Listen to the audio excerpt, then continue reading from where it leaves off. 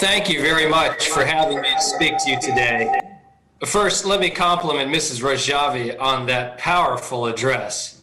It's also incredibly impressive the way that the organizers have brought together so many from so many different locations in a very interconnected way. In today's world, with all the challenges we face to putting together this type of conference, it's impressive that you have overcome those challenges, and you should feel very proud of the way that you have connected everyone. I also want to thank you for putting me along with so many distinguished guests on this discussion topic that is so important, the Iranian regime's support for terrorism. Today, the Iranian regime remains the world's foremost state sponsor of terrorism. And the Iranian regime also poses the greatest threat to the United States and our allies in the Middle East. Terrorism has been at the heart of the Iranian regime and part of its ideology since the 1979 revolution that brought Ayatollah Khomeini to power. This ideology embraces terrorism as a tool of statecraft. And the ideology promoted by Ayatollah Khomeini envisions spreading this revolution across the region, and the supreme leader who is in power today remains committed to this vision. We have seen the Iranian regime using Iranian forces and utilizing its embassies and people registered as diplomats to conduct and support terrorism across the Middle East and globally, in Europe, Africa, Asia, even in North America and South America. The regime in Tehran continues to provide a great deal of financial support to terrorists around the world, despite ongoing economic troubles in Iran that is seeing the declining economy harm the livelihood of the people of Iran. As the U.S. State Department Coordinator for Counterterrorism, Nathan Sales, pointed out in late 2018, at that time, Iran provided close to $1 billion annually in support to terrorist groups around the world. Just imagine the difference that that scale of spending could have made in improving the livelihood of the Iranian people at home had it not been spent on terrorism around the world. For the regime, it has had a policy, as discussed, of promoting terrorism and supporting proxy militias around the world. In Syria, since the early days of the civil war, Iran has been involved in propping up the Assad regime, to include providing arms, training, advisors, and combat personnel. Throughout the conflict in Syria, in which over 500,000 civilians have been killed, Iranian forces and support have played a key role in this appallingly brutal conflict that has included the use of chemical weapons by the Assad regime against his own people.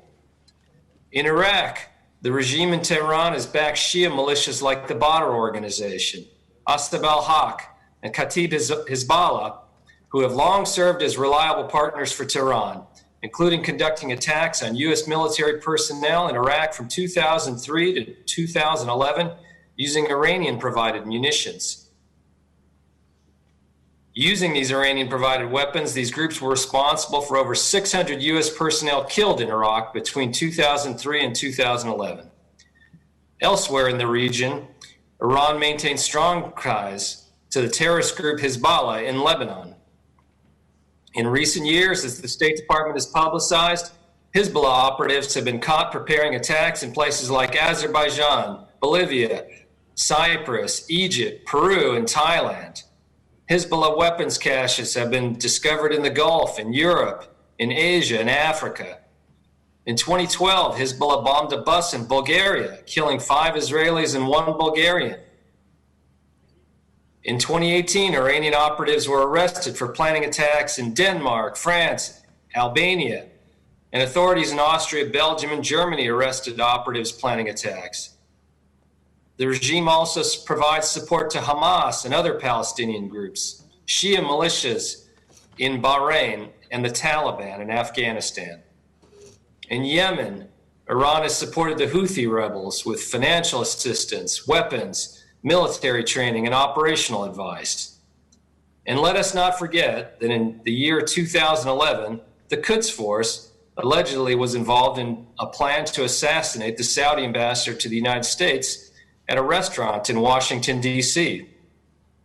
And in so many areas, the regime is just not on the same page as the Iranian people, who do not support the regime trying to spread this malign influence across the region and its support for terrorism. So what do we do about this situation? One, I think it's very important that we continue the maximum pressure campaign that has been undertaken by the Trump administration to deplete and limit the ability of the regime in Tehran to support terrorism and export its malign influence across the region.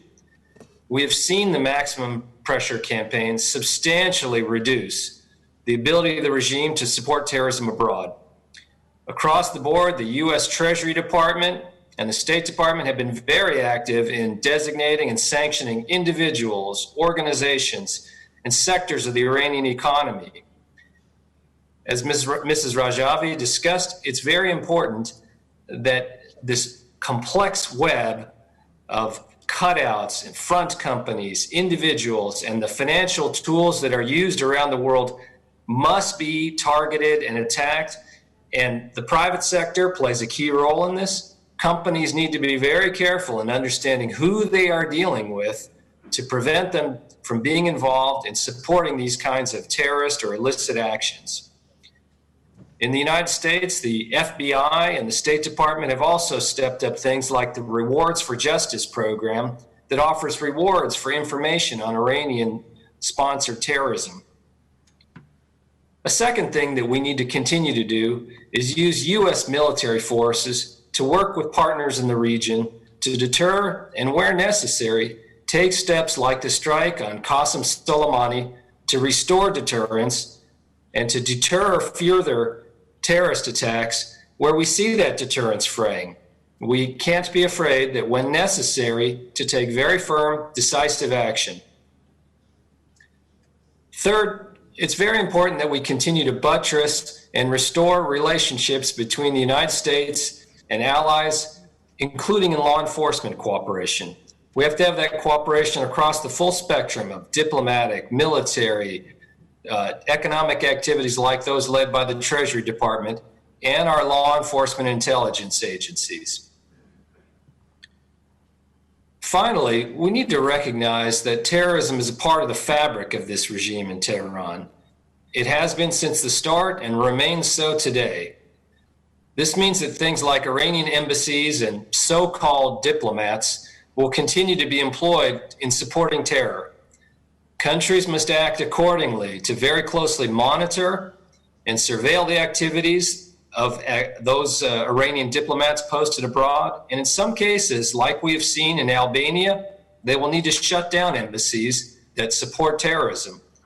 We simply have to be clear that this is not acceptable, be firm in responding, and this is, again, part of the fabric of this regime and something that we must be very vigilant and firm in countering. So let me just say in conclusion that I'm grateful to the organizers for inviting me to speak to such a distinguished group, and again to express my admiration for the way that you have overcome all the challenges in the age of coronavirus to bring everyone together, and so many people who are supporters of the cause that you champion. And thank you again for hosting this conference on this critically important issue.